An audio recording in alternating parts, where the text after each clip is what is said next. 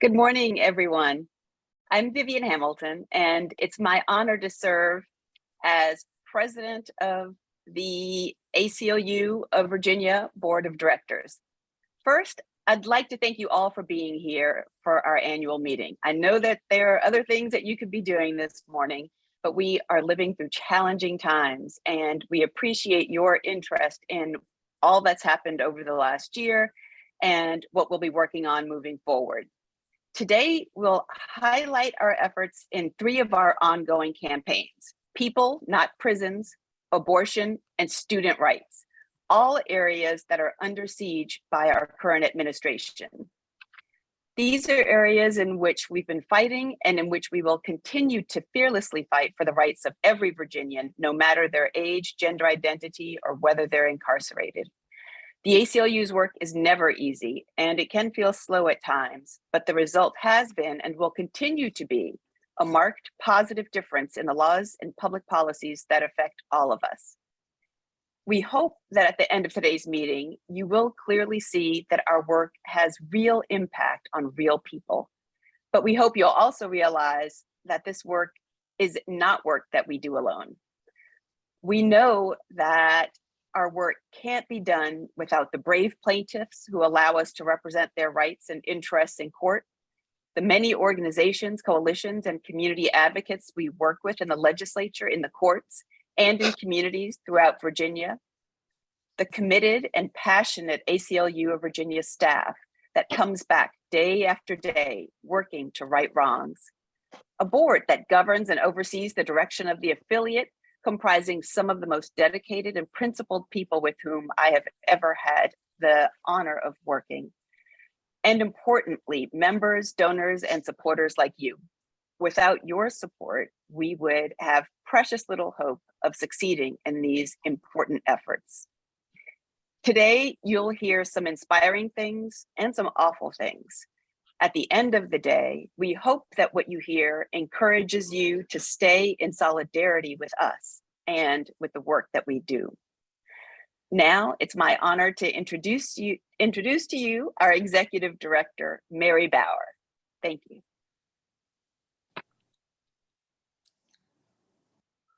Thank you, Vivian. I would also like to welcome everyone to the ACLU of Virginia's annual meeting, a time when we can reflect together on what we have accomplished this year, and most importantly, spotlight the fights that we're taking on around the Commonwealth. And what fights they are. Last year, Virginia did some amazing things. We ended the death penalty. We legalized possession of small amounts of marijuana, and we got one step closer to guaranteeing the right to vote for all Virginians, including those who'd served their time. Things were looking up, but not anymore. When the Youngkin administration took office, civil liberties across the Commonwealth came under attack. Just this month, a horrendous proposal came out of the Virginia Department of Education that would roll back protections for trans and non-binary students. This is on top of efforts from the extreme right to ban books, to censor history in our classrooms, to undermine voting rights and reproductive justice, and to bring back this tough on crime rhetoric that didn't work in the 80s and 90s and doesn't work now. But we don't have to take it lying down, and we won't. These are the times for which the ACLU was created. This is when we dig in our heels and fight the hardest. Today, you're going to hear from our staff, from our partners, from Virginia lawmakers about how we are ramping up our work to protect all Virginians. This year alone, we filed lawsuits against schools that failed to protect trans and non-binary students, and we got a big win in our case challenging the use of solitary confinement. We have mobilized voter rights tours. We premiered a documentary about Virginia's mass incarceration crisis. We're not only working to make sure that Virginia doesn't implement a restrictive abortion ban like those that have been seen in other states, but we are exploring options to ensure that Virginians have a guaranteed right to accessible and affordable abortion. When attacks on liberties expand, so does the ACLU's work.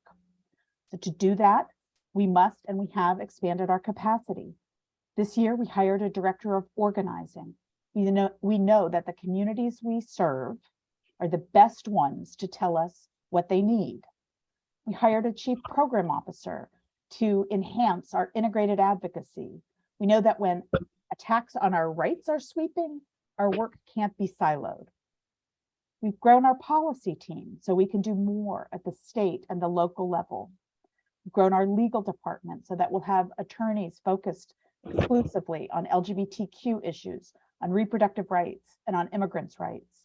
We've grown our communications team so we can keep you, our members, our donors, our supporters informed.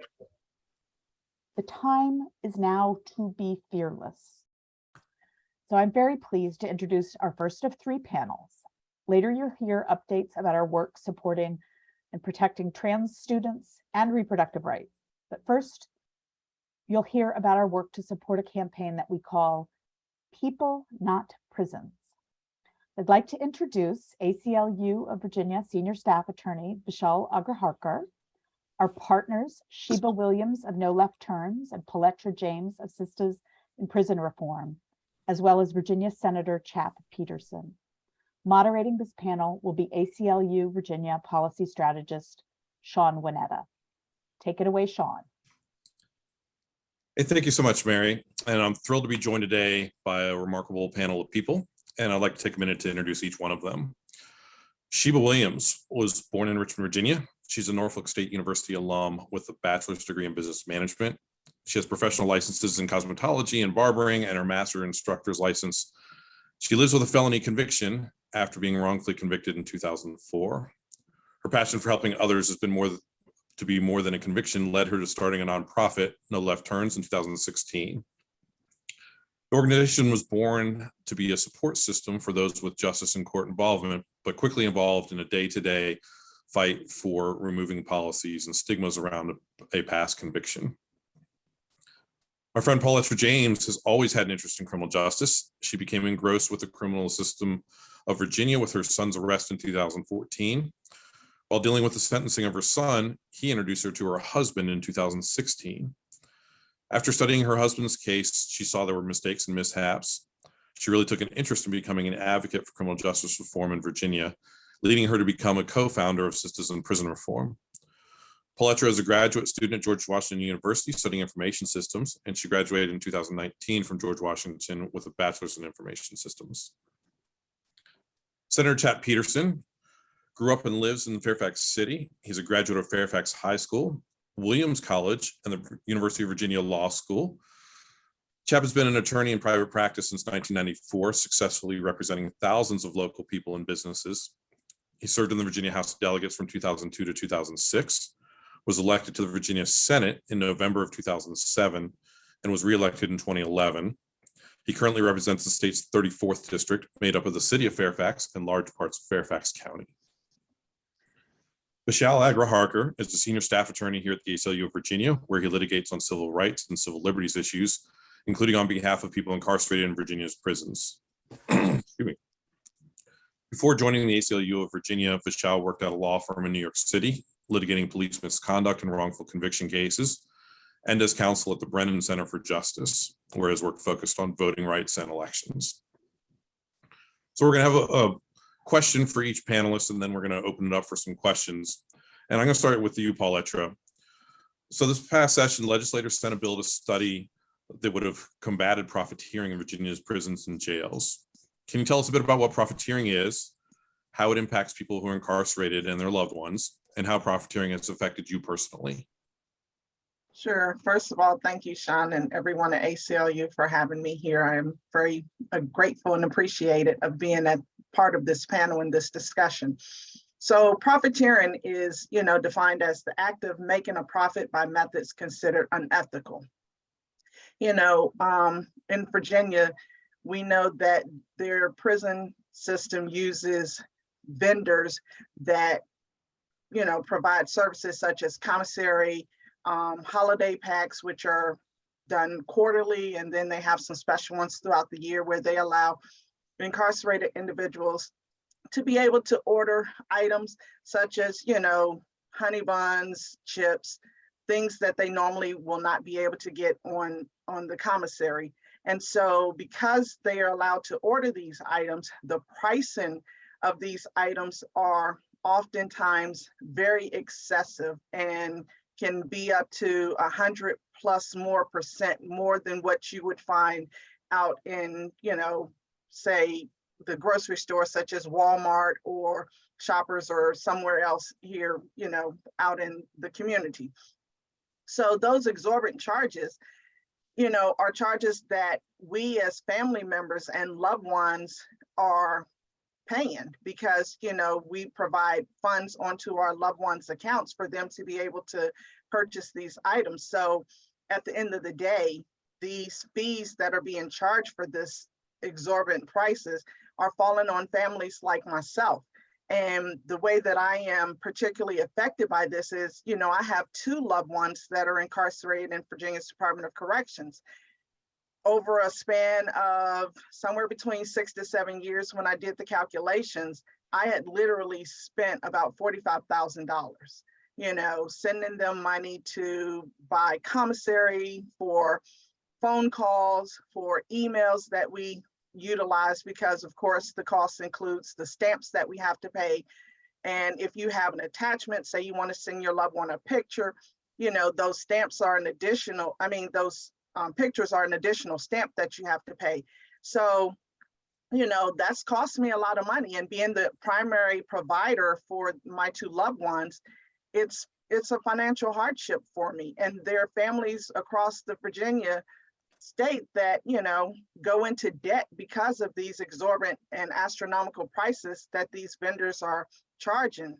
And so that's kind of, what profiteering is, how it affected me. And I think that, we need to do better by not just our families, but also by those that are incarcerated. Thank you, Pauletra. And one thing I'd like to touch on that you did that didn't quite get in there is what a lot of people don't know is that while the Department of Corrections and the sheriffs enter into contracts with these vendors to provide these goods and services, whether it's commissary, things like phone calls and emails and tablets that you can purchase music, but these agencies enter into profit sharing agreements with these companies. So it's not just sort of exorbitant pricing on behalf of the vendors, but the costs are artificially inflated, and that extra charge is actually that is being charged to typically poor families in the Commonwealth. That is collected by the agency and sort of boost their coffers. And yes, it does pay for some services and things like that, but the great burden really falls on the poorest, most vulnerable people in our communities. Thank you, Paula. So I'm going to shoot a question. Senator Peterson, good to see you. Senator, in 2020, lawmakers expanded eligibility for Virginia's earned sentence credit program. That makes it possible for people who are incarcerated for certain offenses to earn time off their sentences and go home a little bit sooner. There was an attempt to partially repeal that expansion this year, at which you expressed disappointment, saying that the 2020 expansion of earned sentence credits was a good thing. Sadly, it was eventually rolled back through a non-traditional budget amendment. Right. Can you tell us a little bit about what can be done and how your bipartisan second look bill could help some of the people that were carved out due to the rollback? All right. Well, first of all, thank you, Sean. Thank you, everybody on the call. Good morning. I apologize for looking like a lumberjack this morning. I was at my son's football game and it was freezing, so I'm still kind of dressed for the winter. This is a great, it's an important issue, and there's some great work that's been done in the last couple of years. And there was a partial rollback, but let's look at the glasses half full rather than half empty. I think in the prologue, you all talked about some of the important criminal justice reforms that we've had in Virginia for the past 2 years, repealing the death penalty, establishing conduct or establishing a standard of conduct for police in terms of searches and seizures, police violence, things of that nature, where for the first time we really set some bright line rules. And yes, we did have a significant criminal sentencing reform bill in 2020 that we passed that expanded earned sentencing credits. And unfortunately, it was partially rolled back this past session. Now, normally when you have a policy idea that deals with criminal justice or any type of judicial issue, it has to go through the Judiciary Committee, which us old timers we call courts of justice, which in the Senate is Democratic controlled, and the Democratic body typically is more on the reform minded. And so attempts to repeal what we had done in 2020, we killed that in committee. The governor then submitted a budget amendment, which is a little bit of an end around, where instead of litigating or instead of gaining the policy change through a regular bill, you submit it as an amendment to the budget.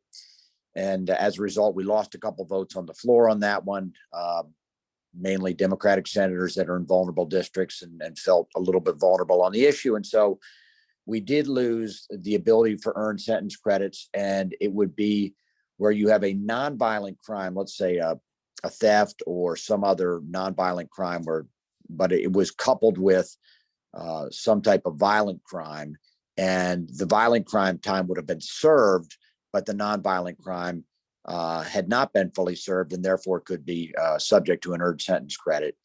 To me, I think at the end of the day, look, if someone commits a violent crime in the state, they're going to be punished. And we've got some pretty serious laws on the books. And the people that would qualify for these credits and had qualified for these credits were people that had done a significant amount of time, typically over 15 years. And were people that, had qualified.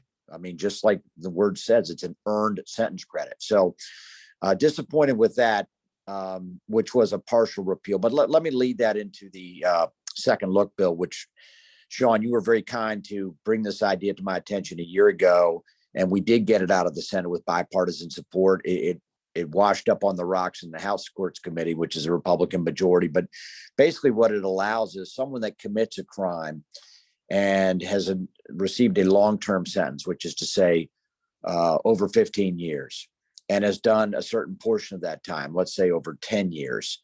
And I think in the final version of my bill, it was the sentence was over 20 and they had served at least 15, that they would have the opportunity to go back to the trial court judge and go back to the prosecutor. In other words, the people that originally made this decision, and primarily, particularly going forward, we're going to have judicial sentencing, not jury sentencing, which is another reform we had. But they'll have a chance to go back to the trial judge and say, look, here's the crime I committed. Here's how much time I've served. I think it's worth a second look at this sentence. And the trial judge has full discretion. And trial judges are elected by the assembly, and we got a range of opinions and abilities, in my opinion. But they would have a chance to basically say, okay, I recognize this person has served a significant portion of the time, and the prosecutor would have a chance to weigh in, and the victim would have a chance to weigh in, or the victim's family. And I felt like it was a bill that gave flexibility and also recognized we have a lot of people serving long-term sentences in this state that frankly don't need to be there anymore. I think they've turned the page, and it's a drain on the taxpayer. And so I felt like it was a good bill. I'll be bringing it back, and I'm going to talk to the governor. I'm not one of these folks that just assumes that someone's an antagonist because they have an R next to their name. I'm going to talk to the governor and his staff and see if we can't find a compromise. So I apologize if I talk too much, but that's in response to your question. Thank you. Thank you, Chap. Appreciate it. And great news there, and looking forward to seeing that bill move forward again this year. Michelle, I want to ask you a bit about oversight.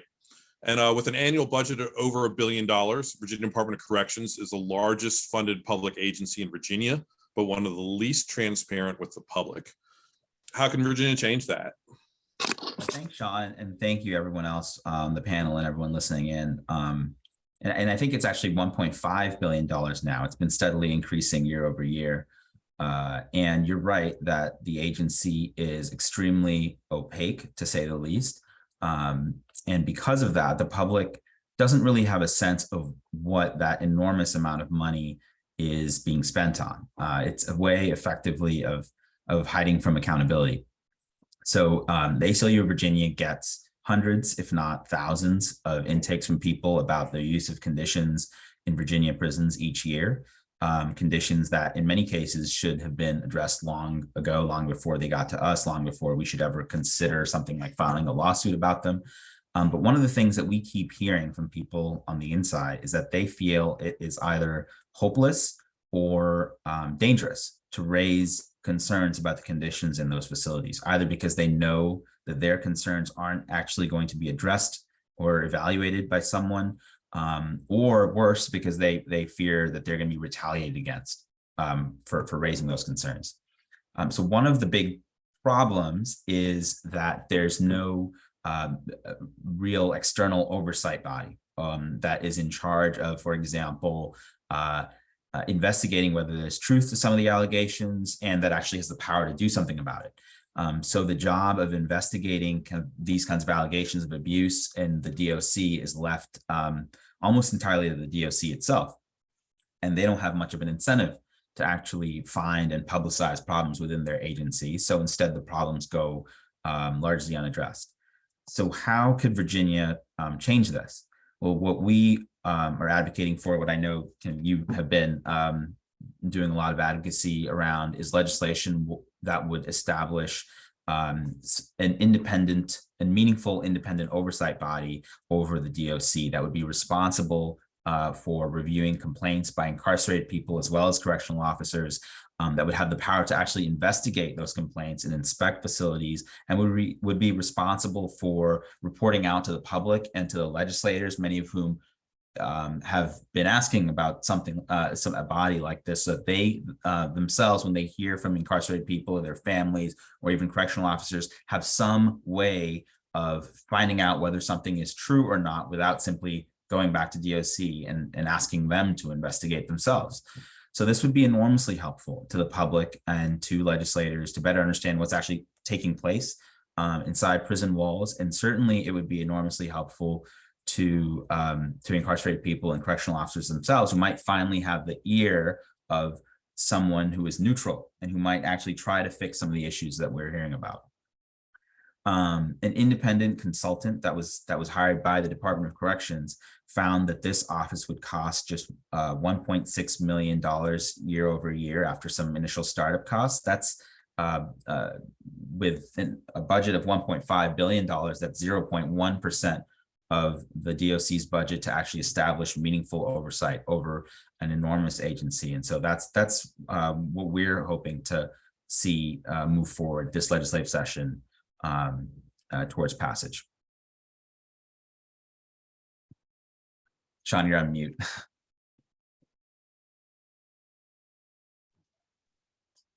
Sean, you're on mute.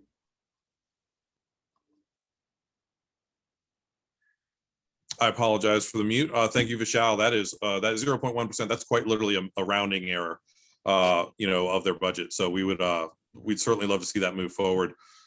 So Shiva, Virginia has few ways to recognize work that people who are incarcerated do to rehabilitate themselves.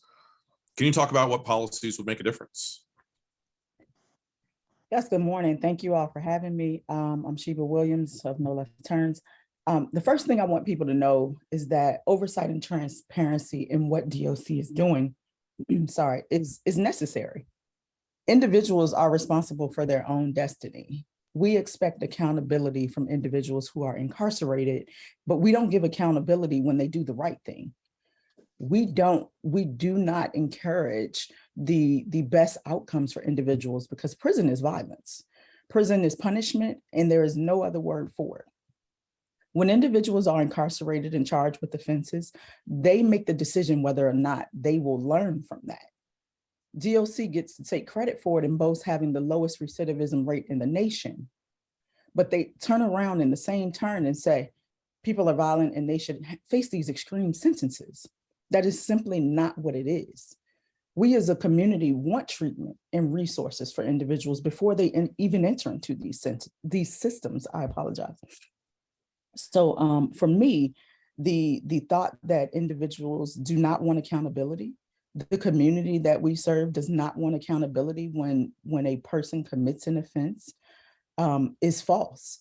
We will hear this tough on crime narrative and say we're putting criminals first and victims last, but no one is one-dimensional.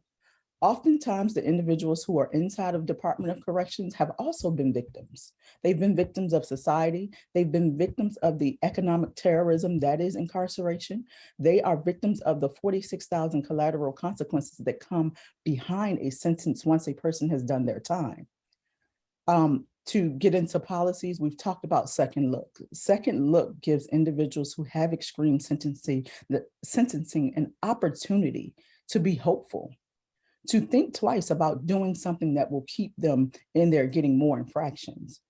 Second look is aimed at the people who work the hardest to get a reduced sentence. It is not about giving everybody the opportunity to come home just for the sake of saying, let's empty all the prisons. Even though in my abolitionist mind, that may be a thing.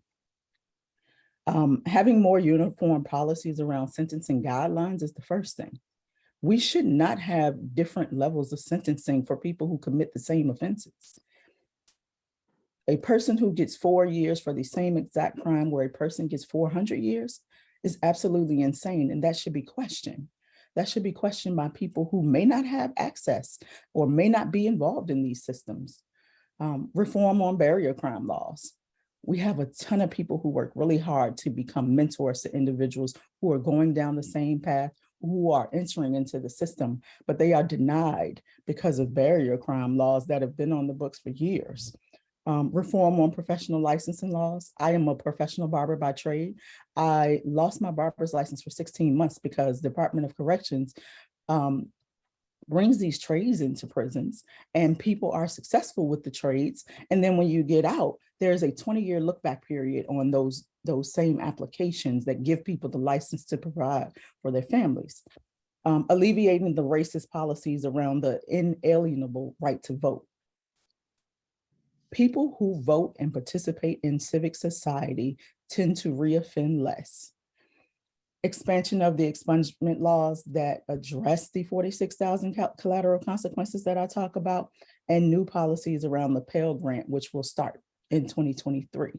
Giving people opportunities to be educated and have more options for employment and businesses is what we really need. And the last thing that I will say is housing reform. The only legal means to discriminate against a person in housing law is if you have a criminal record. People can go back 5 years, 50 years. If they say 99 years, they're breaking the laws that HUD have in place, but it is categorically okay to deny a person because of a criminal record. I am sure that there are a lot of other things that we'll be fighting for in the future, but that is the basic human right that people have, and we will work towards making those changes in the future. Thank you so much, Sheba. And as always, thank you so much. For those of you that don't know, Sheba has been very much a mentor to me as I've worked my way into the space. So thank you so much for your advocacy. I want to squeeze 2 questions in here quickly. And Senator Peterson, I'd like to throw the first one to you. And this is a question from one of our members that's joining the call today. Most often, the opposition to criminal legal reform is about public safety. Is public safety really greater when people are incarcerated for long periods of time? Well, that's a very general question. I think that the short answer is yes, there are certain people that they do need to be incarcerated because they're a present threat to society. But the issue is if somebody commits a crime 20 years ago or 15 years ago, and they've been rehabilitated, is that still a threat to society? And the answer is no. And, that's why we need more flexibility. And one of the past speakers, and I've been listening pretty closely, talked about the violence of the prison system itself. And that's one of the things that concerns me is that if people are caught in a system that actually foments violence as opposed to rehabilitating, that's not making society safer either. So the short answer is, look, I'm never going to say that the prison system is going to become obsolete. But what I think we need to have is a system which punishment is proportional. It is non-discriminatory, and I think your last speaker touched on that, and it's flexible.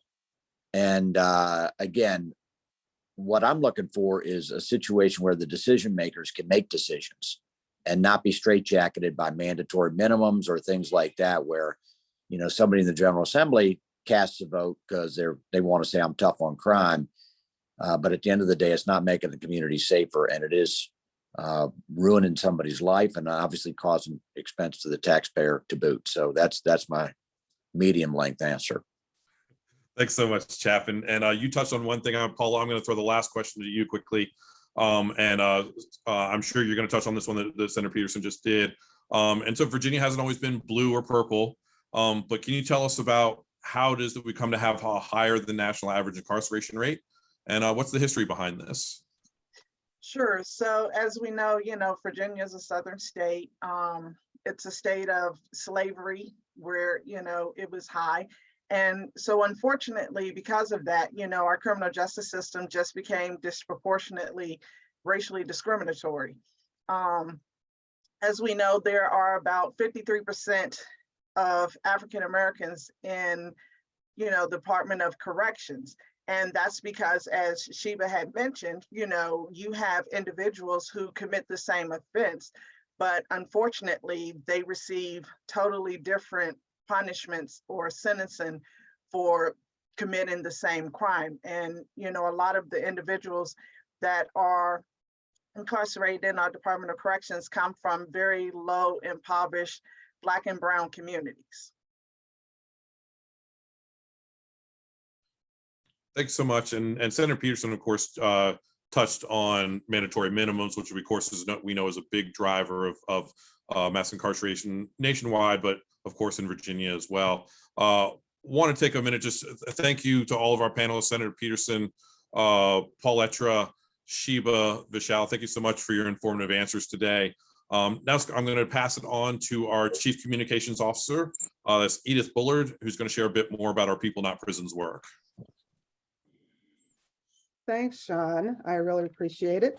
So a priority for the ACLU of Virginia when it comes to our People Not Prisons work is to highlight the humanity of people impacted by the criminal legal system. In September, we launched our Second Chances campaign, which does just that.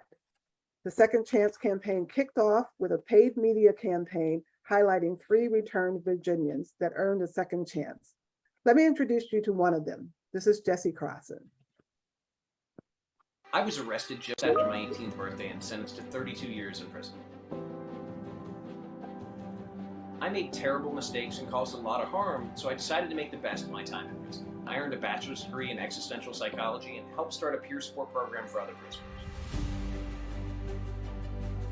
I'm in the process of starting a nonprofit to make sure that others have the same resources and support that I did, because I am grateful for my second chance, and I believe that others deserve the same.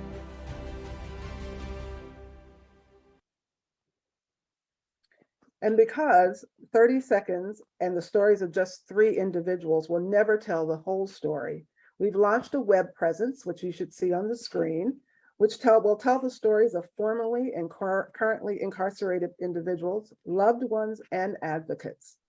But for now, what we'd like is for you to visit ACLU-VA.org, look again, to find out more about Jesse, Sincere, and Blair. A couple of things before we move on. Using the webinar format, we do not have the opportunity to take questions live. And so if you have a question, we ask that you put it into the Q&A at the bottom. We will take as many of them as we can, but we're trying to stay on a pretty tight schedule. So we'll kind of take it as, what we don't answer, know that it's just because we're trying to stay on schedule.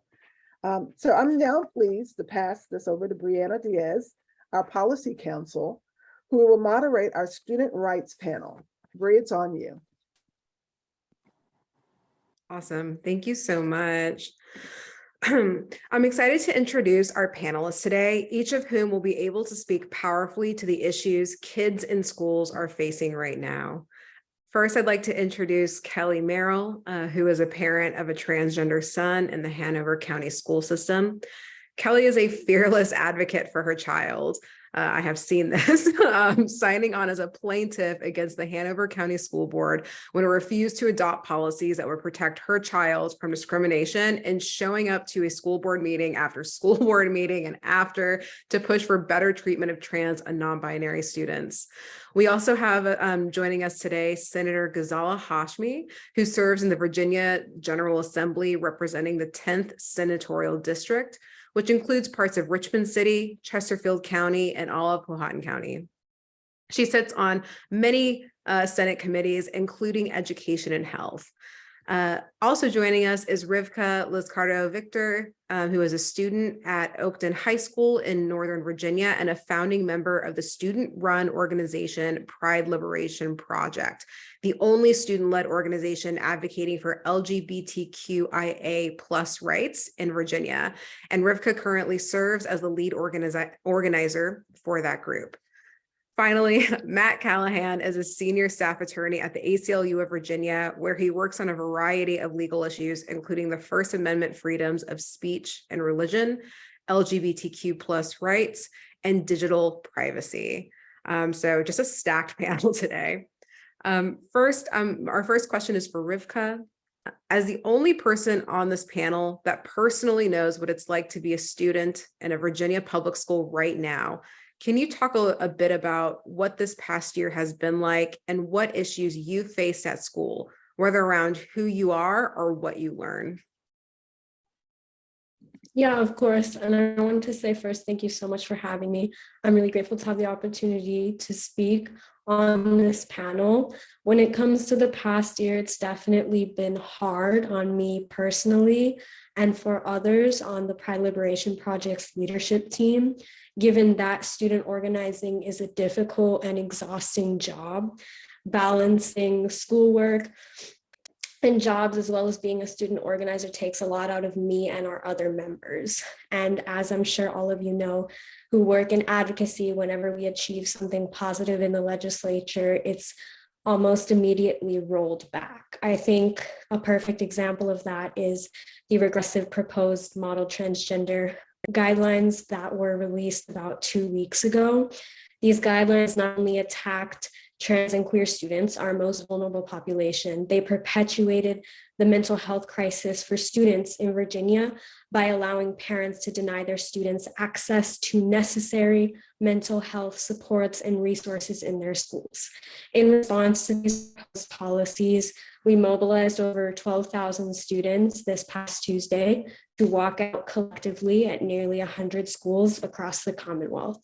And we plan to follow up this action with school board rallies and demonstrations to continue to pressure our local school boards into ensuring that schools are safe spaces for all students. The past year and these past couple of weeks have been very difficult for student organizers and advocates everywhere. And I think what I really want to highlight is that this all comes back to safe spaces for students. For many of us, we don't have safe spaces at home, and now we may not have safe spaces at school. And I want to, and when it comes to one thing that I really want to say is just please continue to fight for our students in Virginia. Thank you, Rivka, for sharing so much about your organizing efforts, watching those 12,000 plus students walk out in opposition to these terrible anti-trans model policies proposed by Youngkin's Virginia Department of Education. I mean, it was powerful to see.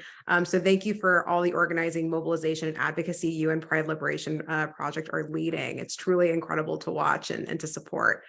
So next, Matt, this year, the ACLU of Virginia filed a lawsuit in Virginia Beach to keep 2 books from being removed from circulation on the basis of obscenity. Can you talk a bit about why we did that, why banning books based on obscenity is dangerous, and what the results of the lawsuit were? You're on mute. Can you hear me now? All right, great. My free speech was silenced. It's so appropriate to the panel, but yeah. So we actually didn't file these 2 cases. They were filed by a local politician in Virginia Beach who was seeking to use an obscure Virginia law that allows a court to adjudicate any book as obscene that a Virginia citizen brings to the court. And in this case, the petitioner chose 2 books. One is the memoir Genderqueer, which is a graphic novel describing a transgender person's sort of journey with their identity, and a fantasy novel called A Court of Mist and Fury, and said that because there was sexually explicit content in those books and children might have access to that those books needed to be removed from circulation entirely.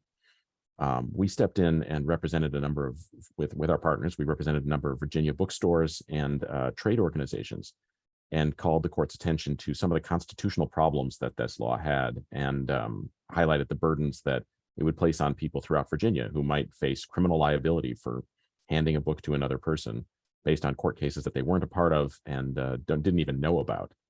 And I'm pleased to say that the court agreed with us and declared the law unconstitutional and dismissed those cases. So you can still buy Genderqueer and A Court of Mist and Fury at your local bookstore, and I would encourage you to do so.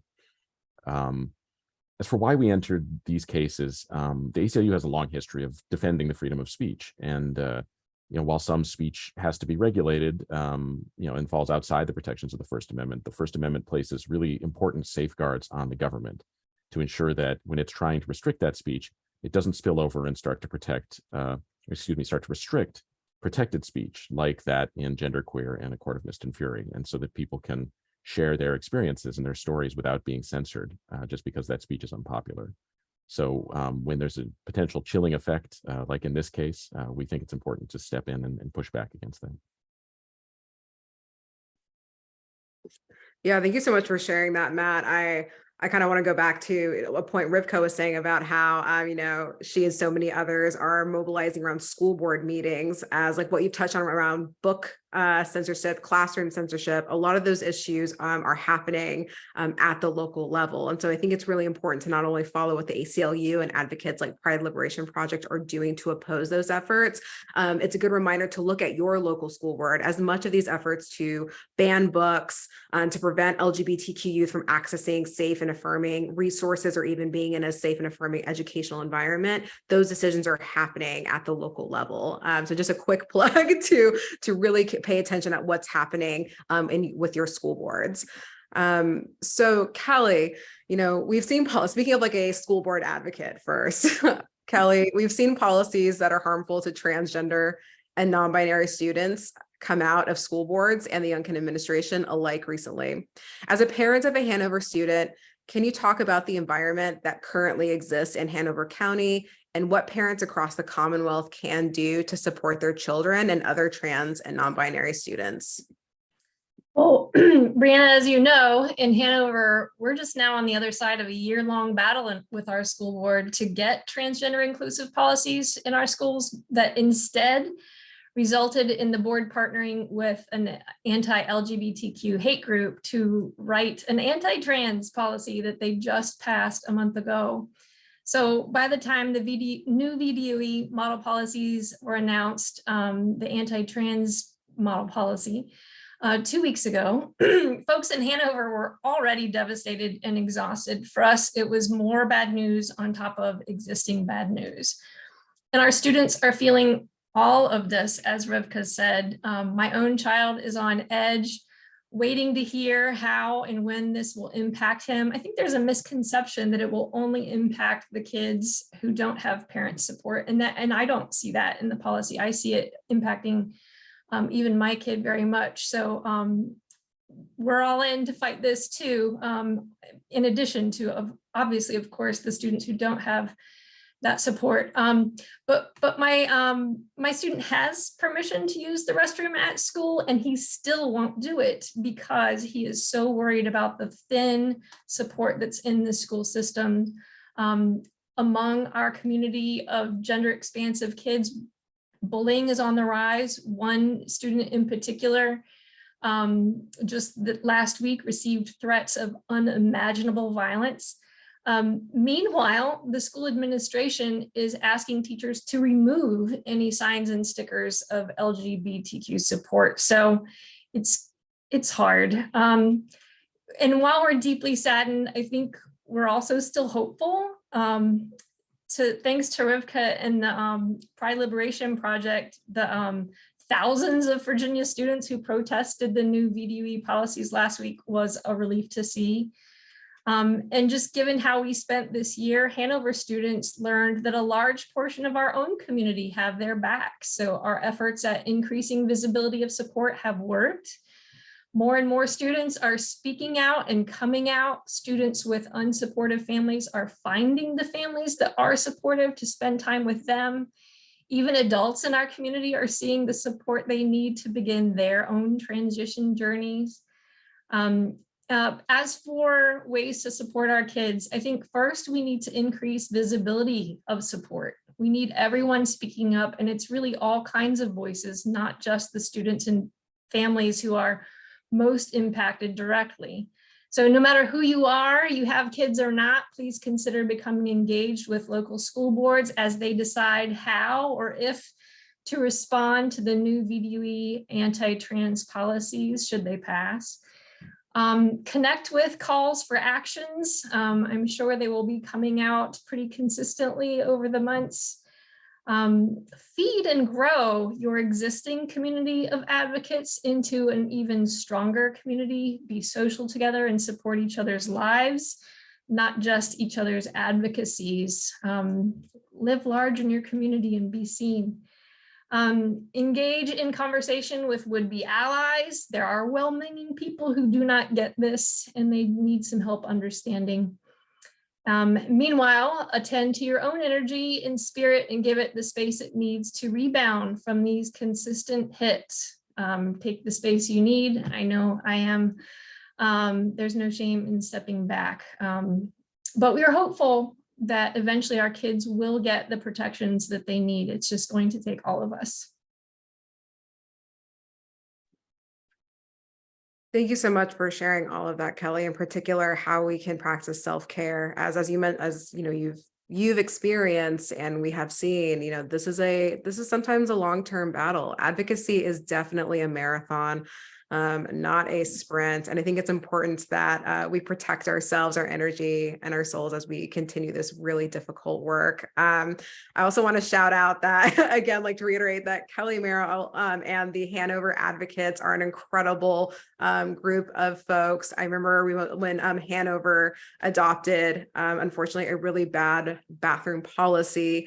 Kelly and our partners, Equality Virginia, he, she's, and we, and side by side rallied over 70 people to show up to send a message to the Hanover County School Board that no matter what policy that they adopt and seek to enact, that, you know, people like trans affirming and loving families, advocates, and trans students will always be here. They're Hanover community members, and we will continue to fight for these students' rights. And it was just a powerful thing to experience. So and that was just that's continues to be very huge and a difference maker. I think we could have lost hope long ago, but having your support and those other organizations has just held us up. So that's amazing. Thank you so much. Yeah, thank you. And so now I turn to Senator Hashmi. So lawmakers introduced several bills in 2022 aimed at censoring schools and discriminating against trans kids into the General Assembly. What do you think are the biggest threats to students that we'll likely see in this year's legislative session? Well, good afternoon, Brianna, and I just want to thank all of my fellow panelists for their comments, and especially Rivka for continuing to speak out and being such a strong voice and advocate. And I know the work that Rivka's team has been doing has been phenomenal and inspirational. So thank you to everyone who's been a part of that. You know, Brianna, we had a really concerning session this past year in 2022 as we took a look at some of the legislation that was being introduced by my colleagues on the other side of the aisle. And we saw how far the right wing is ready to go in attacking especially trans children, non-binary children.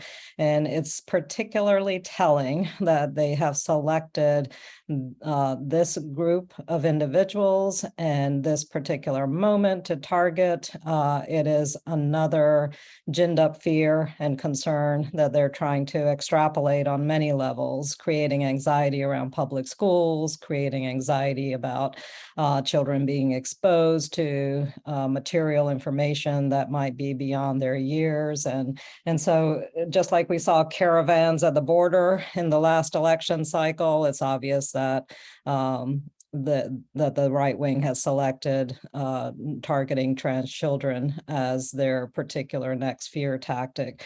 And that's deeply disturbing because, of course, we know how vulnerable children are altogether, but most especially using political tactics to attack vulnerable children at this point is just appalling. So we saw a lot of bills that went after the protections that we had tried to pass in the past few years, and when we had a Democratic majority in the General Assembly.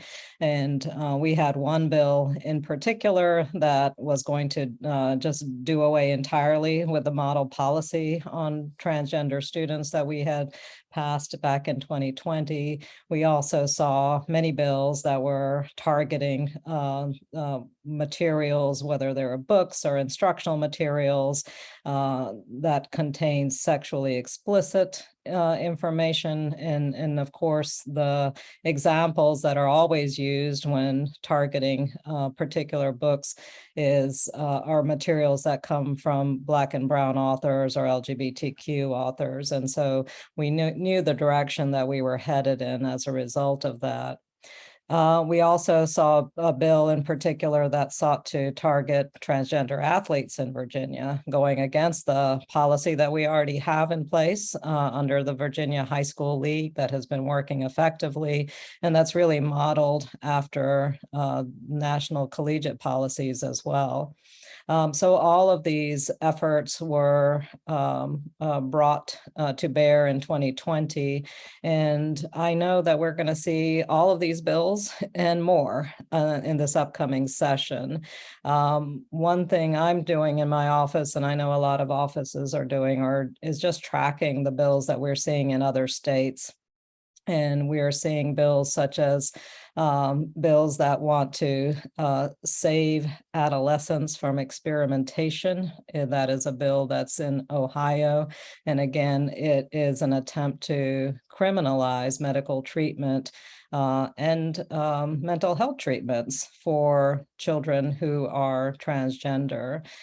Similarly, we see other bills such as South Carolina's Save Women's Sports Act. Again, the purpose there is to deliberately target transgender women and restrict access to participation in school sports, school athletics. We are seeing many bills that really want to criminalize medical practices that support and help transgender children and their families. And I expect that we're going to see a raft of those coming our way in Virginia. And one thing I would recommend for all of us to be doing is tracking bills like that, alerting legislators in the Virginia General Assembly about what other states are trying to do so that we can continue to monitor those efforts. Using a site such as ALEC, which is used by many of the GOP to develop nationwide policies around many issues, is an effective tool to use to monitor what's happening. So I'm expecting to see all of these issues in this upcoming session. Thank you for sharing that, Senator Hashmi, though it is disappointing and concerning that we might expect those type of bills to be introduced this upcoming session. Though I am, and I'm sure many folks on this panel and attending this meeting can find comfort in knowing that you will be there to do everything to defeat those bills if and when they hit the Senate. So thank you for being a champion for LGBTQ rights and for student rights. We deeply appreciate your advocacy and commitment. I also wanted to add, I think, to that a comment that someone submitted to us, I think, speaking to this hostile environment that is targeting trans and non-binary youth in schools and is impacting educators and teachers, especially what these model policies are calling for teachers to almost police, surveil, and harm their students. And so, we have a comment from someone that says, I taught in Fairfax County schools from 1971 to 2002. My focus is on today's environment for teachers, and very few students would benefit from any teacher who is constantly looking over their shoulder. But this is particularly true for public school teachers who are now at the mercies of waffling school boards in face of student parents coming out of this pandemic hiatus. And so I think this person is trying to express that as a long-term teacher, it brings them fear knowing that all these educators are going to have to come in and, add another job description of possibly harming their kids. And so that's something that their students, so we definitely need to be aware of the impact that these model policies could have, yes, on trans and non-binary students, but also the educators, the librarians, the teachers that really want nothing more than just to create supportive education environments, and sometimes can be one of the biggest champions and mentors to trans and non-binary youth. So thank you for that comment and noting your concern. I'm sorry, I don't have your name, but thank you. So we do have some questions, and I have one already for you, Rivka. This person is saying, hi, I'm a parent in the Bedford County Public School System. And how may I connect local students interested in Pride Liberation Project? Our school board is not great, and our kids need support, a supportive group like yours. Yeah, so I did type out an answer, but I can also say here just for anyone else who has the same question. So we do have a main communication platform that was actually recently breached by trolls from some far-right parental rights groups. So we've kind of instituted a new verification system that does make it more complicated for people to be able to join. So the best thing to do right now, while we're still figuring out a way to keep all of our students safe who are members of the Pride Liberation Project, which I believe now is at 700 plus students. The best thing to do right now is to email general@prideliberation.org, which I put in the answer, and I'm also happy to put in the chat, and we will be able to get you connected to our communication platform and hopefully to our local and state advocacy opportunities, as well as our support groups that we have within that communication platform. Great. Thank you so much, Rivka. I don't know, Kelly, if maybe, I know you touched on this in your answer, but maybe you want to add to that about like, how can parents and community members also support students who are organizing? I think one of the things we've discovered this year is how many of us have kind of lived our lives with our heads down, just trying to figure out our own lives. I mean, this being a kid and having a kid on this gender journey is challenging enough on its own. So I think what we discovered is as we started speaking up and reaching out to other parents and intentionally meeting folks and having coffee and expanding that network, that we kind of realized that our kids needed each other, that there are kids all over this wide giant county who didn't know each other. So we started creating events for those kids to get connected, and they're creating their own support system. So yeah, I think that's my response to that. Brianna, is it all right if I jump in for one quick second? Sorry, I just want to say that as a student, the best way that parent advocates and advocates in general can support us is through financial donations, just given that this is entirely a student-led advocacy group. So when it comes to ways that you all can help support and contribute, financial donations would be much appreciated. Even just $5 helps us get a megaphone for our rallies, or buying a stick at Home Depot for signs that we're going to put up or anything like that. So I will just drop the link and would really appreciate, anything like that is helpful to us. Absolutely. You heard that. Folks with money donate so they can get megaphones and continue to do their mobilization efforts. Thank you, Rivka, for all y'all are doing. So I do have follow up from someone. I have so many questions pouring in, y'all. I'm trying to keep up. So okay, next question. I think I'm gonna open this up to everybody, as I think we all have touched on this a little bit. Can folks talk about the importance of school boards and keeping our students safe?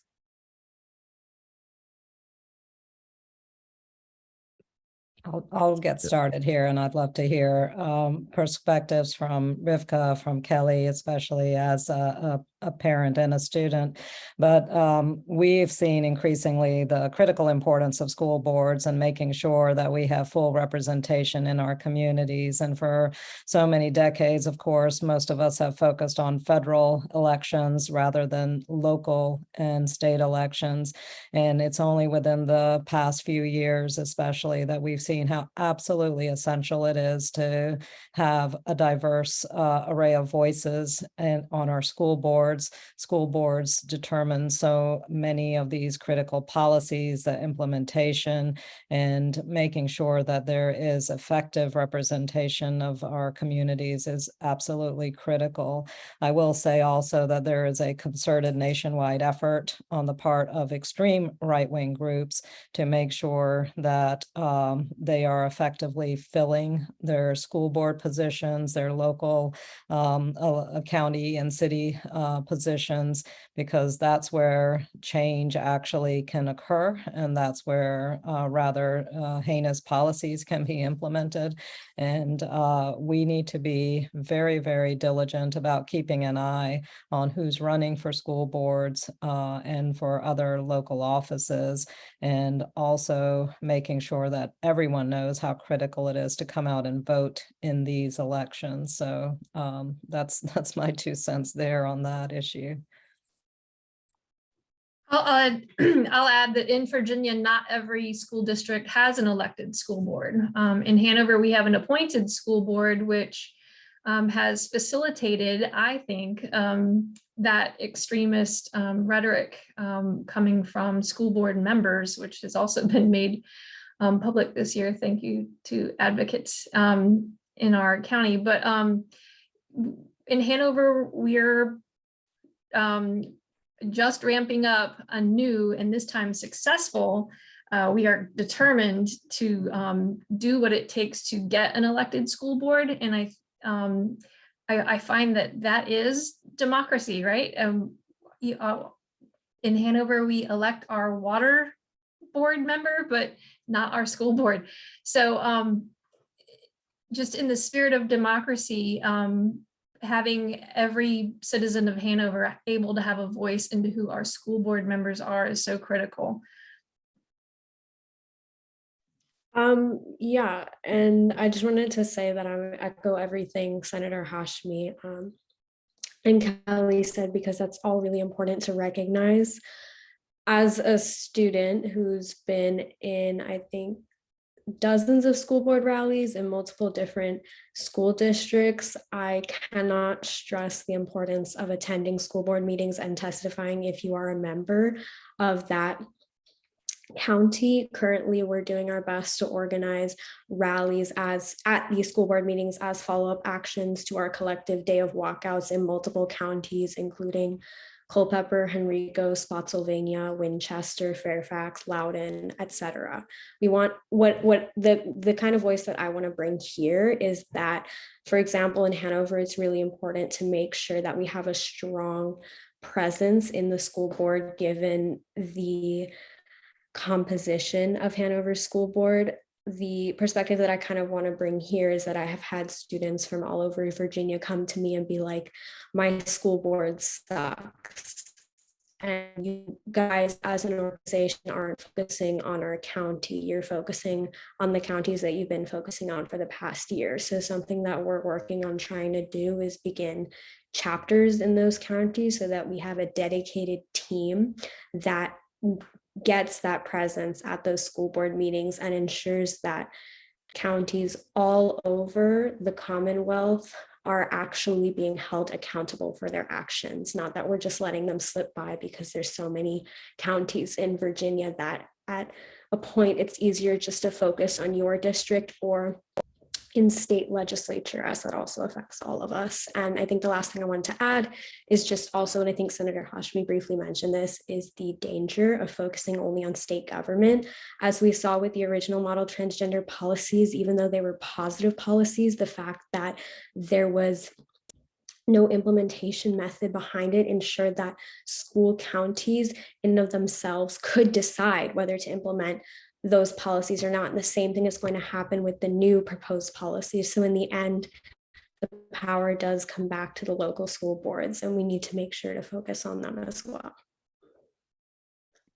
Yeah, I think these are all really inspiring points that I completely agree with. But I would just add that because I think there's been a real focus of national groups and other interests to capture these seats, where you see these kinds of anti-transgender efforts at the school board level, or efforts to restrict books, I wouldn't assume that they are things that the majority of parents or people in those jurisdictions agree with. And so as a result, the efforts by Rivka and others to organize students against this, and by Kelly to make sure that the votes count and we can get a majority of people involved in the political process are really important. And I think anybody who's in the audience today, if you can help do your part to organize and to make sure that your voices are heard, we can push back against this, I think, false perception that most people are in favor of these things. Thank you so much for all of those answers, everybody. That was incredibly helpful, and I'm sure resonated with many of our members today. And we love ending with a call to action. So please get involved with your local school boards and hit up these phenomenal folks you heard from today if you need any to support their efforts. So a huge thank you to all our panelists for sharing their experiences and thoughts with us today. I'm now passing it back to Edith, who will spotlight some of the work we've been doing in this arena. Great. Thanks, Bree. I really appreciate it. So the ACLU of Virginia always wants to be the nexus for information and resources. And that has been the case even when it comes to protecting trans and non-binary students. So we've been working in the space for a while. And when 656 and the sexually explicit content stuff came out, we posted an action hub to protect trans and non-binary students. And we asked people to make comments around the sexually explicit content model policies that VDOE made. Unfortunately, that one went through, but they're at it again. And so now this is a specific ask for today. We're asking that you send a comment about the 2022 model policies about the treatment of trans and non-binary students to asking them to rescind, not change, not, make it a little better, to rescind the new policies they have put on the table. They're awful, and it's time for them to go. So we're asking everyone, if you go to our hub, it's at ACLU-VA.org, protect trans kids. And again, demand that the VDOE rescind the 2022 model policies. Within 72 hours, there were 30,000 comments already, and we need even more. So before we head to our final panel on abortion rights, we'd like to provide a look at the impact that we and all of you have had throughout the year. We wanted to provide a look at just some of the issues we've tackled, the places we've been, and the people we've met. It's work that we are proud of, but most importantly, it's work that we've done in the name of fiercely defending democracy. This year, Virginia faced shameful attacks on our democracy, attacks that seek to take us backward instead of moving us forward. And that's why we're committed to fearlessly defending our democracy. We've worked to protect LGBTQ+ students from the bad decisions of local school boards, from attacks in the legislature, and from discrimination for being who they are. We are kids. By definition, bullying is when you target someone and repetitively make their life miserable. This is targeted bullying, and it is coming from our school board. Oh, yeah. Woo!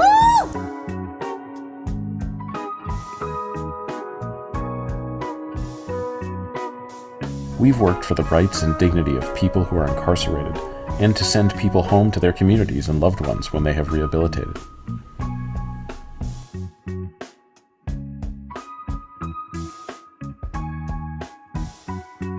We've fought against efforts to censor what Virginians learn, what they can read, and who they can be at school.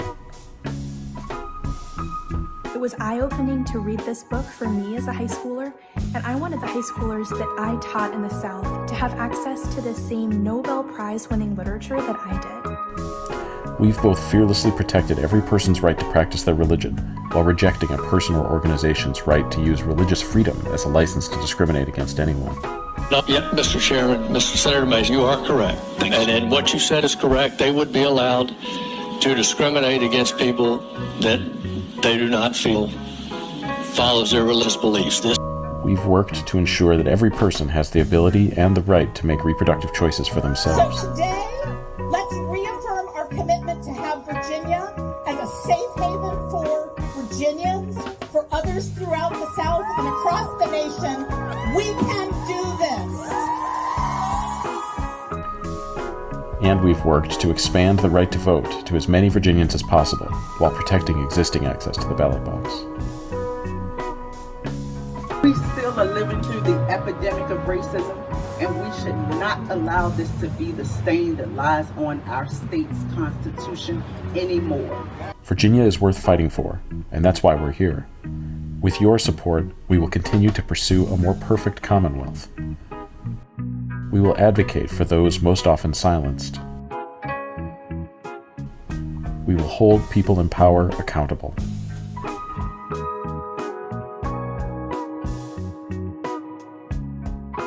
We will fight against prejudice in our systems. We know the work to fearlessly defend democracy isn't over.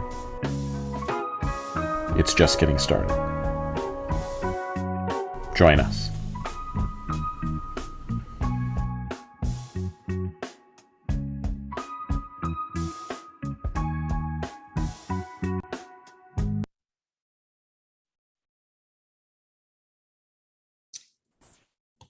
Wow, it is just truly incredible to reflect on all that we were able to accomplish this year with the help of our partners, supporters, and community. Day by day, it's easy to get caught up in all that there is left to do. It's nice to take a moment to appreciate what has been done. I just want to give an extra shout out, that energy, all of those videos, all of those clips. It was just truly heartwarming to see us all, and I'm just really excited to be in this movement with all of you here today. I'm also really truly honored to introduce our next and final panel on the state of abortion in Virginia.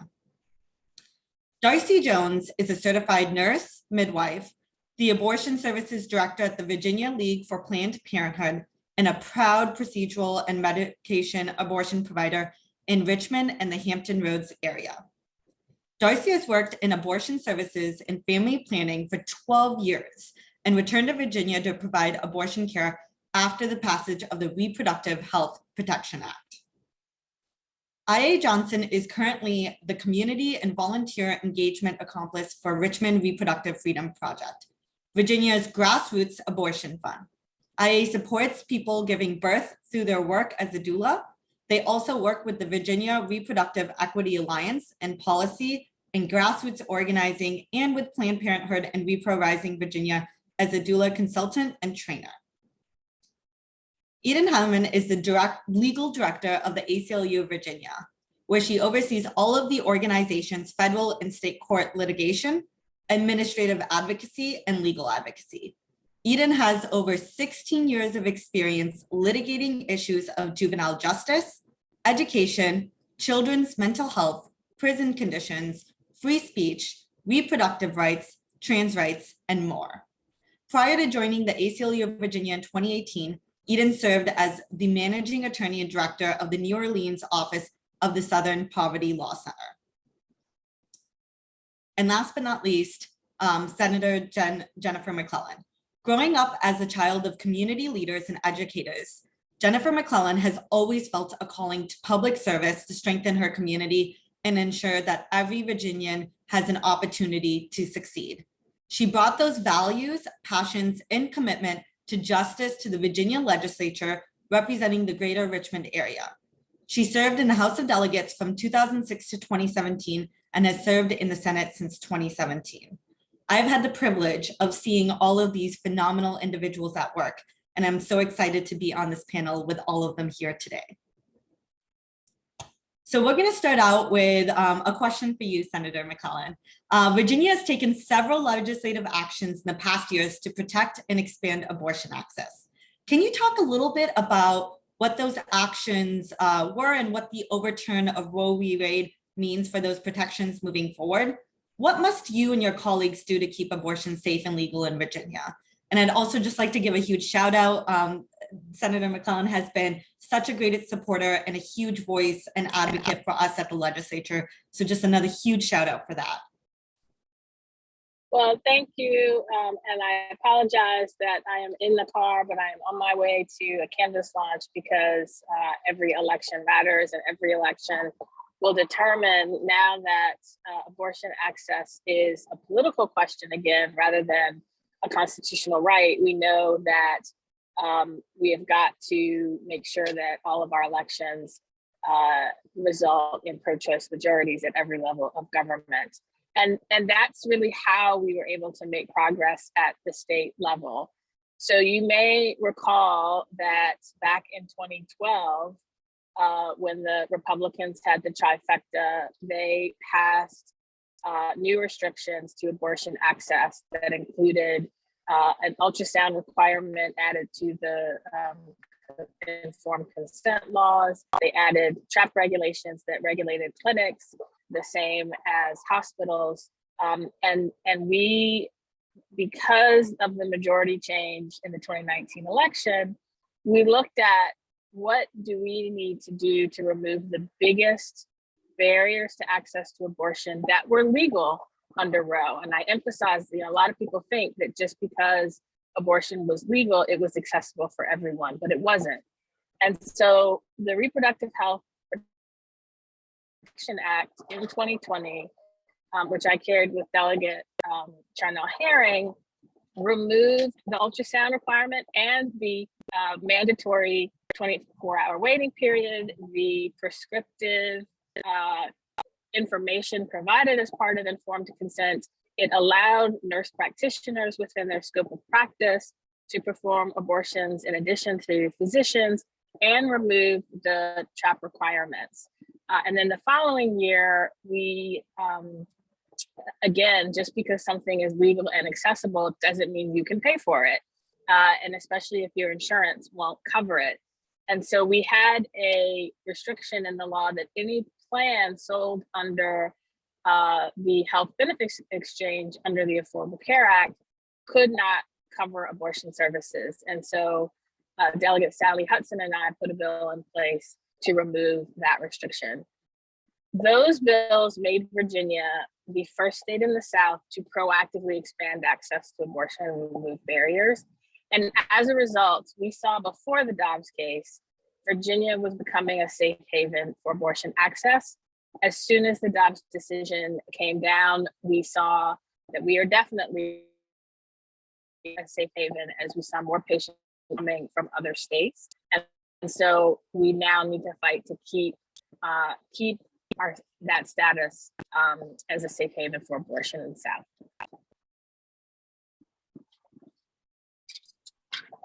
Thank you so much. It's truly important that, everyone stay tuned and engaged in the 2023 legislative session. There's so much at stake, and there's a lot of different bills that are going to be introduced, and we're going to need everyone's help and support to definitely knock down those bills that will definitely take us backwards, but also support in helping those proactive measures that Senator McClellan and others are introducing at the legislature. Just as important as it is to keep abortion safe and legal, it's really important that abortion is accessible to everyone who needs one. And so this question is for you, IA. What is the role of abortion funds when it comes to expanding and ensuring access? Thank you, Ashna, and thank you, Senator McClellan. I always love to hear you share. Such an amazing advocate. Abortion funds are community-based organizations. So typically there are folks who are in communities who are like wanting to assist other community members to access their abortions. So we have very low barriers. We typically, most abortion funds, almost all, don't ask people to prove their need. They simply have to get in contact with us and let us know that they have a need. And not only do we help folks pay for their procedure, any additional things like ultrasounds, anesthesia, folks, we also do practical support at RFP. We have 4 abortion funds in Virginia, which is so awesome now because, like I said, abortion funds are community-based. And so we have Richmond Reproductive Freedom Project, which is based out of Virginia, but we fund anyone who's having an abortion in Virginia and any Virginian that travels for an abortion. We also have Blue Ridge Abortion Fund, who also funds in the same way anyone who's having an abortion in Virginia, no matter where they're from, in Virginia, no matter where they go. We also have Hampton Roads Reproductive Justice League and New River Abortion Fund, and those last 2 are just under 2 years old. And so RFP has been around for about 20 years. Blue Ridge has been around since the 70s. So like, we've always been around taking care of each other, even while Roe existed. Like McClellan said, it was not accessible, right? So even though Roe was there, abortion funds have still had to exist. And so what we do is try to intentionally interact in ways to remove institutional and systemic barriers to people accessing abortion. So logistically, when practical support, we make sure people have transportation, whether that's booking a flight, a train, a bus, Ubers, Lyfts. We make sure people have a place to stay. We make sure that they have food while they're there, childcare. We've been tinkering around with wage reimbursement for folks who have to take off work or are missing wages, and this seriously impacts because abortion is healthcare, and also like folks should not have to choose between having healthcare and paying their bills, right? And so like that's why we exist, is to care for our community members, is to make sure that there's low barriers to accessing healthcare. Over 80% of Virginians who can get pregnant live in a community or a county that doesn't have an abortion provider.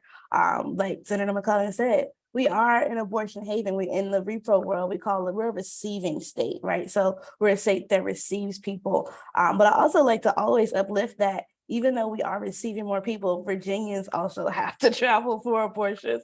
And Virginians have been having abortions and getting funded this entire time. And so one of the ways, I'm a big analogy person. So like one of the ways I describe how our work has looked or shifted versus Roe, like the day that Roe Dobbs decision came out and the day after, our work has literally been the same. Funding abortions, getting people to them. But now we're like fighting on the boss level. Like we have to like get additional resources. People are coming longer distances. We're having to overcome longer waiting periods because like I said, Virginians have always been having an abortions. And so not only are those Virginians accessing their abortions, now all of our neighbors to the west and to the south is criminalized abortion access. So abortion has been criminalized in our neighboring states. And so also folks who were receiving, and also, like I said, we're a receiving state, but we're not like a safe state because we don't have anything that has codified or made like abortion not able to be changed or taken away. So like, although we are in a positive place, it's not safe here. So we are really super aware of that as abortion funds, and folks are calling us and looking for like where to go, having longer waiting periods, that like this could change at any moment, which is really terrifying for us and all the folks who just want to get healthcare. So thank you, Asha. Thank you so much. And thank you for your work. Darcy, I guess my next question is to you to kind of build upon that is, in your role as a medical provider, what would restricting access mean for both the health and well-being of people who can become pregnant? Yeah, yes. And I just want to start and share that I have a block in my speech. So when I get blocked on a word, I just want to share that that's why. Yeah, so the first thing that I want to say is just that, like, I feel very honored to be a part of this group. One, because the reason that I'm here and can do the work that I do and see 25 abortion patients, which I was a part of a team of just probably 3 days during this week, is because of the work that the senator and her colleagues did. So I'm just so personally grateful, because as a midwife, I can provide the care that I'm very well trained and equipped to do. And one of the probably handful of people in my role in the country that can do so. And so it's just, I came back after the landscape had, changed. And I think while we, to what IA said, it is incredibly, tenuous. We really are operating in a very different place now, and it is because of the hard work of our legislators. So a huge thanks. And then I also just have to shout out the work of RFP, because I cannot, overstate how practical, how real, how one-to-one it really is. When I get a patient's bill and I walk them up to the front, I can see exactly what that pledge is, and I know exactly what it does, and it is life-changing work. I'd never cry, and I feel like I could. So I just want to say that, but it shouldn't have to be this way. And so what I want to kind of take my couple minutes for is that I think, everyone on this call, like, I don't think I have to convince you that, we have to be able to take care of people when they have an ectopic or when they have a life-threatening. That is the absolute basement. We need to reimagine this. We need to take this down to the studs. So yes, when we talk about abortion, and access, like, the access has never been real, because it's never been equitable. It has always been for the people that live in a fortunate place, that can afford it, that can get all of the things that you have to line up to make that practical. Our RFP shouldn't have to truly move mountains and make magic, every single day, if we didn't have the Hyde Amendment, if we didn't have all of these systems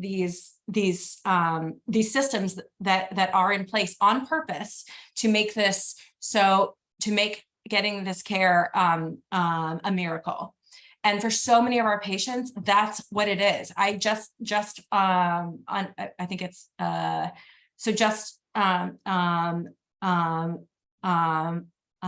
Friday, I saw a patient from Alabama, from Texas, and while it's great that we can take care of them, that should never have to be. And patients that live here then shouldn't be booked out, and their access is not what it could be, because we are, while we are happy to take care of anyone that can come here, I think we constantly have to question the premise.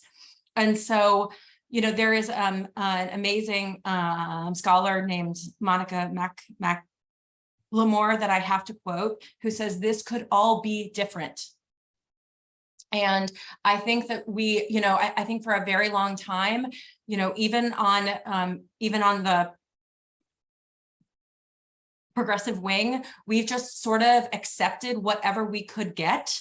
And it's time to just I think if there's one opportunity that we can take now, it's time to say, that wasn't working. It was so inequitable, and this can all be different. We can build different systems, and this is about people living fully realized lives and planning their families when and if they want to.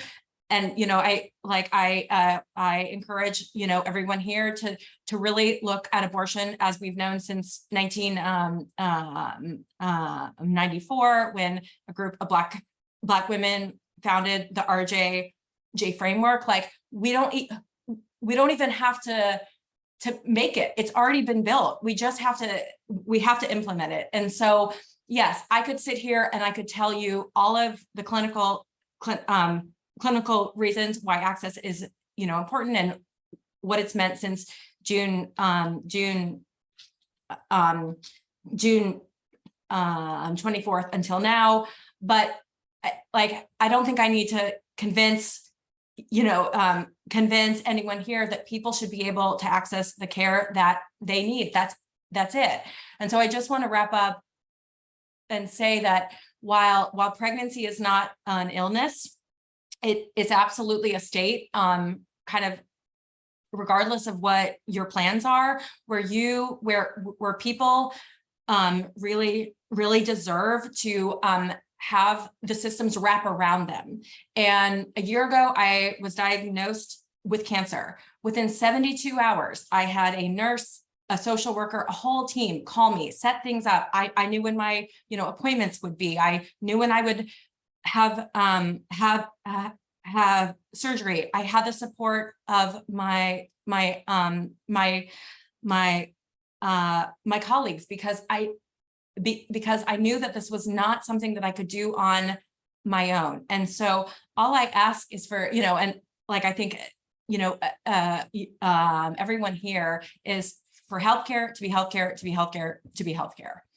And so, yes, that's my word on access. Thank you so much, Darcy. I know that was truly inspirational. And like you said, we just need to execute it. I think we have a pathway forward, and we need to rethink and relook at the way that, it's been in Virginia and how we framework this. And thank you so much for everything that you do and sharing your story with us here today. With my next question is towards one of my favorite colleagues, Eden, our legal director. The ACLU of Virginia is committed to fighting for reproductive freedom, no matter what happens in our Commonwealth in the upcoming years. What does that work look like right now? And what could it look like in the future? And who can we sue? Well, let me start by saying that I am so grateful and blown away to be a part of this panel, and having to follow Jennifer McClellan and Darcy. I feel like I hopefully should have gone first, so that I'm letting everybody down at the end here, because these folks are the real champions, representing the abortion funds, the actual service providers, and the lawmakers protecting our laws on the front lines. And everything that they've said here today is incredibly spot on. I don't really know that I have anything to add of value, because it's 100% what they've said. And I'm in awe of the work that they do and what they represent. And they're the superheroes, and I'm grateful to be here. But it is a great question, Ashna. So thank you for giving me the chance to answer. First thing I do, want to say and remind people who are listening is that abortion is currently legal in Virginia. And I think that, a lot of people, especially post-ops, were really concerned about what this means, especially because sometimes when you see some of the news reports about where states are, they have Virginia in gray, which was a pretty ambiguous place to be. And it's like, well, what does that mean? What does that mean for me in Virginia? And the reason why is because Virginia doesn't have a constitutional right to abortion, but it is legal in Virginia. So even though you might be in Virginia and you might wonder, like, what are my rights here? Why is Virginia grayed out in the Washington Post in terms of whether or not I have a right to an abortion or not?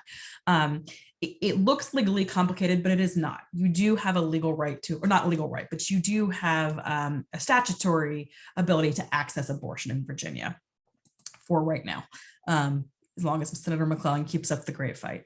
And I think that's important to keep in mind. So we are committed to continuing to fight to keep that there, and then to help folks to overcome barriers that are currently legally impermissible, and that keep people from accessing safe abortion care. One thing that we're working on here at the ACLU of Virginia that I do want to highlight is something called judicial bypass. Some people may not know what this is, so I do want to explain it a little bit. In Virginia, for a young person under the age of 18 to receive an abortion, they either have to have consent from a parent or guardian, or they have to get permission by going before a judge and asking the judge to give them consent to have an abortion. When young people go before a judge, the judge is determining first whether the young person is mature enough to make the decision to have an abortion, which of course we know is super ironic because the obvious alternative is that the young person would be then mature enough to have, become a parent or have the child. But they are determining whether the young person is mature enough to have the abortion. And then the second thing that they're looking at is if they are not mature enough, is the abortion still in the best interests of the young person? And if the judge determines that either of those things is yes, then the judge will consent to the judicial bypass, which allows the young person to go ahead and receive the abortion. We have noticed a slight uptick in young people requesting our assistance, at least with judicial bypasses, post-Dobbs, which came out in June. We anticipate we may even see some folks come in from our neighboring states, especially as more and more, we've seen in Tennessee and West Virginia and other places as they become more strict and abortion is banned. And we do have this, ability of young people to receive a judicial bypass. So we will continue to offer assistance to young people seeking judicial bypasses by helping them to navigate this very difficult process and complex process. And we encourage young people who are going through this to contact our intake line. Also, there's a number of local resources that will connect you to us if you go through your clinic or if you go through Planned Parenthood and other groups will connect you through us if you need help with the judicial bypass. Second, in terms of looking forward, as Virginia law evolves in this area over the next few years, we are going to do our best to continue to stay vigilant and push back legally where we can. We are currently doing a lot of research to try and understand some of these issues. One of the big ones we know that's really springing up is some of these interstate issues, because we know people are going to be crossing state lines frequently. We know Virginia is going to be one of the border states, if you will, of places that it is safe. And so we do anticipate people coming from some of our neighboring states over into Virginia. What does that mean for providers? Is there a chance that folks might get subpoenaed from those neighboring states to provide records, or is there potential criminal liability? What's that going to look like? So we're trying to get some research on that and get a better sense of what's happening already in some of the states throughout the country so that we can be prepared to help intervene, potentially providing legal assistance, potentially, weighing in legally if we can't actually provide, direct legal support or assistance, so that we can be prepared to deal with those issues as they come up. And again, we will continue to be able to respond using whatever mechanisms we have available to us under the law, and to try and stay as vigilant as possible. Thank you so much, Eden. We have gotten a whole bunch of questions, so I will jump right into that. But also to each and every one of the panelists, thank you for everything that you do. If you have not checked out the chat right now, folks are just inspired and really putting out a lot of love and a lot of great energy into this space. So thank you. The first question is for you, Senator McClellan. What do you and your fellow legislators have planned to combat the governor's proposed 15-week ban?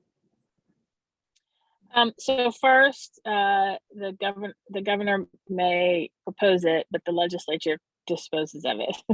And I think it's safe to say that that bill will not make it out of the Education and Health Committee chaired by Senator Louise Lucas. She's made that very clear.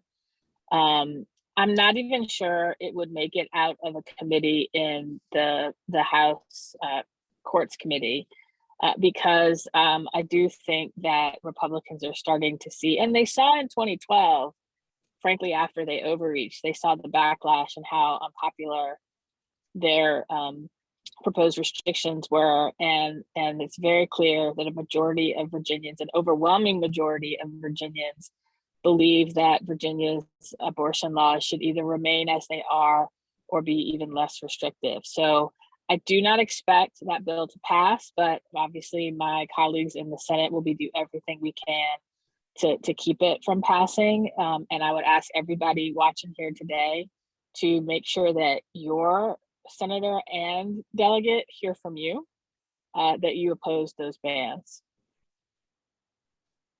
Thank you so much. I cannot emphasize that each one of your voices matter. And so when you contact your legislator, they listen and they hear. And thank you so much again, Senator McClellan. We like to call y'all the Senate brick wall that really is been crucial to stopping some of these rollbacks in issue areas like reproductive health care as well. So thank you for all the work that you do. The second question is kind of out, to anyone in the panel is, what kind of implications has the overturn of Roe have on other kinds of healthcare? Well, let me start with that, although you might want to jump in. Remember that the premise for Roe was a constitutional right to privacy that was first recognized in Griswold versus Connecticut, which was a case about the legal access to contraception. And Justice Thomas has already outlined in his playbook a list of things that the conservatives could come after next. And so I think that I would say, gender affirming care could be at risk. I would say it would not surprise me even if sterilization became an issue again. It used to be the law in Virginia that in order to be sterilized, if you've never had children, you had to, if you were married, get your spouse's permission. Oh, by the way, I repealed that law. But that, I wouldn't put it past Republicans to start coming after other reproductive health related issues. So anything really could be on the table in those categories, or anything that is related to a right to privacy. Yeah, I think that's, exactly right. And I think that I think it's really important to say that it's not, it's not kind of overstating that we need to look at every single aspect of healthcare that runs against a right to autonomy. And I think if you can look at all of those things, that's the through line. Yes, same Darcy. I was going to say bodily autonomy overall is the overarching intersections of all of these types of legislation and multiple oppressions, and also lifting up gender affirming care, contraceptives, just like the autonomy of it all is really the crux of it. The folks to be able to determine for themselves their life course. Awesome. Thank you so much for that answer. And I guess one last question for the panel today before we wrap it up is, how can we help broaden the public to better understand that reproductive rights isn't just a woman's issue? So I'm a reproductive justice evangelist. Reproductive justice is the human right to bodily autonomy, to have children, to not have children, and then to parent the children that you do have in safe and sustainable communities. And so human right, we're all humans. Bodily autonomy, if you have a body, reproductive justice applies for you. And so anyone with a body is covered with reproductive justice and reproductive rights and healthcare. And so everyone is also impacted by folks' abilities to make decisions, whether that's economically, whether that's societally. We all are impacted by our freedom is interconnected. Our liberty is interconnected. And so that's super important to understand that although the focus, and it seems like, a spotlight is shined on like folks who can get pregnant, we all are really impacted by any of these attacks on bodily autonomy. And so I really just love to say art is for everybody. If you have a body, it's for you. And so also safe and sustainable communities, right? Those are elders, those are our young people, those are our neighbors. It's not just folks who can get pregnant, or it's also folks who can get people pregnant as well. Thank you so much for that answer. All right, well, that's all we've have time for today. Thank you so much to our wonderful panelists again for that overview of the state of abortion in Virginia right now. I'm going to now send it over to Edith, who will walk you through a resource we've created to stay up to date on what's happening in Virginia when it comes to abortion. Thank you so much for all of our panelists again. It's really been inspiring to be in this conversation for you all. And I don't know about everyone on this call, but I am pumped for the 2023 session and to work together to make sure that abortion stays safe and legal for everyone in Virginia. Thank you. Thank you, Ashna, and thanks to all the panelists. It's been great today. So we've been sharing all these resources today, not to brag on our work, though we're doing a little bit of that, but to provide resources you can use to help engage in this work with us. Our Abortion Hub, Action Hub does that, along with providing information about what's legal in Virginia.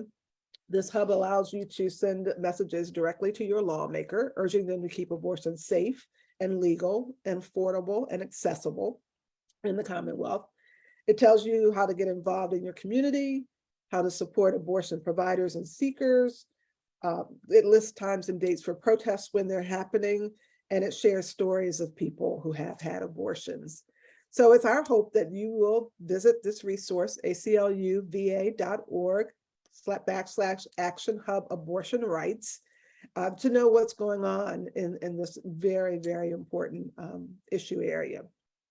So I'm going to pass it on to our Director of Organizing, Jamshid Bakhtiari, who was going to share just a critical message about the power of voting, because when it gets down to it, all of this is very much tied into voting. Jam?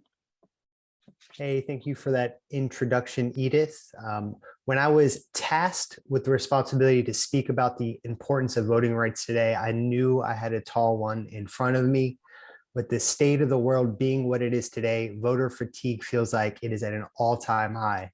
So I was racking my brain trying to come up with a way that I can start confronting this problem, how to speak to this issue, when I spoke to one of my colleagues, Sam Hart, who's here today, who encouraged me to tell a little bit about my personal story to highlight the importance of these issues.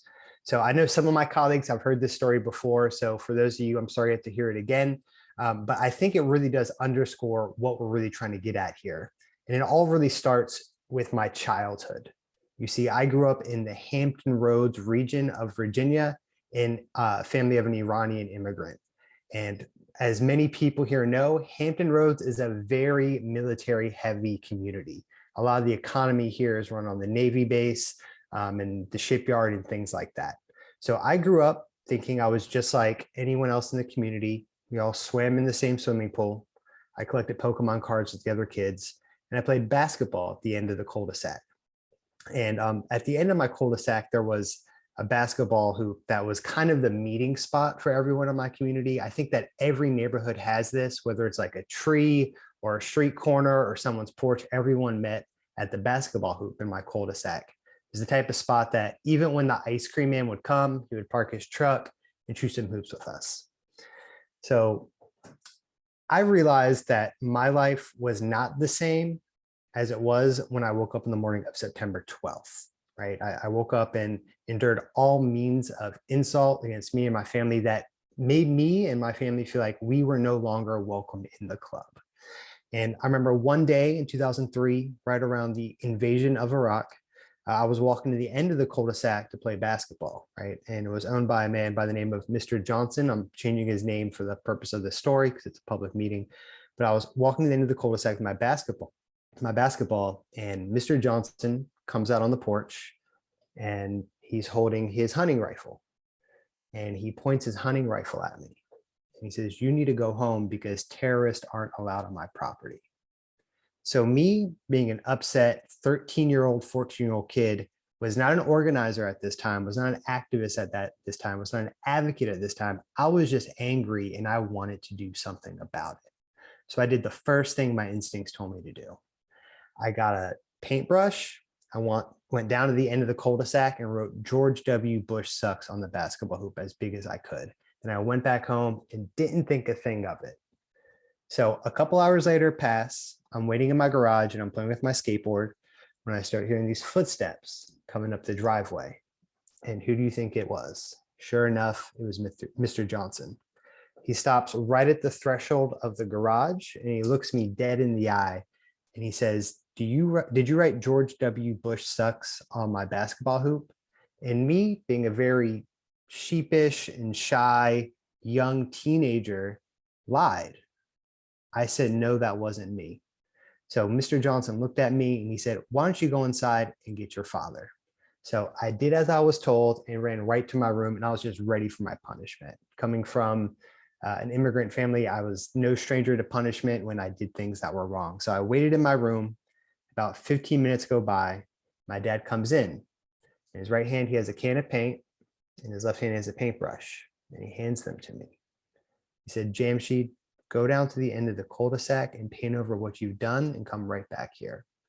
So I did as I was told. I painted over what I wrote, and I came back to my room to wait for my punishment. An hour goes by. I don't hear anything. An hour and a half goes by. I don't hear anything. 2 hours go by, still nothing, when all of a sudden there's a knock on my door. And who is it? It's my brother. He says, Jamshid, why don't you come down to the dinner table, join us for dinner? So I'm walking out to the dinner table and I'm thinking one of two things is probably the case. One, this is so bad, they probably haven't come up with a punishment yet. Or two, the magical thinking that sometimes accompanies people in their early teenage years, that part of my brain was thinking, maybe they forgot about it and I'm off the hook. Spoiler alert, I was not off the hook. So I sit down. It's a very typical Sunday dinner for my family. There's my mother, my father, my brother, and my grandfather. And things were going as smoothly as you can imagine when all of a sudden my dad puts down his fork, puts down his knife, and he looks at me. He says, Jamshid, why don't you tell your grandfather what happened today? And at this moment, I'm starting to turn blood red. I'm trying to choke back the tears. I'm finally able to squeeze out what had happened. There was silence all around the dinner table. You can literally hear a needle drop. And it felt like an eternity for me. In reality, it was probably less than 10 seconds, but I can just feel my stomach dropping. When all of a sudden, the unthinkable happened. Everyone in my family started laughing, and my mom looked at me and she said, we're glad someone finally stood up and said something. Now, that day taught me a really important lesson. It taught me that you can push back against the people that try to bully you, that try to take your rights away, that try to dehumanize you, and you can still be supported by other people. And you might be asking yourself now, Jamshid, what does this have to do with voting? Why should this make me feel more confident in the importance of my vote? And to that, I say, if your vote didn't matter, there wouldn't be so many Mr. Johnsons out there trying desperately to take your right to vote away. From the 2020 election big lie to the systematic disenfranchisement of Black and Brown communities over the past half century through the rapid expansion of our through our prison industrial complex, there have been Mr. Johnsons out there working diligently to ensure that you do not have access to the ballot box. They're doing this because someone or some groups stand to benefit from you not voting. And spoiler alert, that person that's benefiting, it's not going to be you, and it's not going to be me. So luckily in Virginia, we have made some gains, expanding access to the ballot box in recent years. From expanding no excuse early voting to same-day voter registration, the Commonwealth has removed many barriers to voting, affording the ability to enhance representation in Virginia's democratic institutions. At the same time, we have gained enhanced access to the ballot box. The stakes have never been higher. From criminal legal reform to keeping abortion safe and legal in the Commonwealth, to stopping discriminatory book bans that seek to silence the history of our most marginalized communities, we need to show up at the ballot box in November and say no to all the Mr. Johnsons in the world. No to keeping families locked up. No to laws that seek to exercise control over our bodies. No to the rewriting of our history and removing protections for some of our most vulnerable students. As many people in this call have already reiterated, this doesn't apply to just the presidential election, nor to the midterms, nor to just elections at the state house. This urgency extends all the way to the city and municipal government levels. In particular, school boards, if you do live in a county with elected school boards, which are increasingly becoming a battleground where we have to fight for our rights and our values. Finally, when it comes to voting, I need to address the elephant in the room: the disenfranchisement of those caught in the rungs of our unjust criminal legal system. The fact that so many incarcerated people in the Commonwealth are denied access to the ballot box, and that those released have to personally have their rights reinstated by the governor, is an affront to the concept of the right to vote, which is a central pillar to any healthy and functioning democracy. As the great Maya Angelou reminds us, until not one of us is free until all of us are free. And as such, we need to advocate for a constitutional amendment enshrining access to the ballot box for all Virginians. So I thank you for your time. And with that, I'll hand the floor back to our Executive Director, Mary Bauer. Thank you, Jamshid. Voting remains one very powerful tool in the fight to protect our civil liberties, and I echo the encouragement to make your voice heard at the ballot box now or in just a few short weeks. And I also really want to thank all of our panelists today. They were just incredible. Spoke so eloquently about what this work looks like on the ground across the Commonwealth and exactly what is at stake right now in Virginia. And in case it wasn't clear, it's a lot is at stake right now. And to meet the moment, we need you. We cannot do any of the work that we do at the ACLU of Virginia without your support. And we're so appreciative of every donor, every member, every supporter who is in this fight with us. Currently, the ACLU of Virginia is almost 25,000 Virginians strong, and those are just our members. More than 250,000 people supported our work as of 2022. Let me repeat that, 250,000 people who know that trans rights are human rights, that Black lives matter, that we need people, not prisons, that we won't go back. Now is the time to go big, to be bold, to fight like hell. And you've heard it time and time again today. It is the time to be fearless. So let me leave you with just a couple actions that you can take today. And we promised we would get you out of here by 1 o'clock, and we're going to do that. First, you can tell the Youngkin administration not to implement the horrendous anti-trans policies that it is proposing.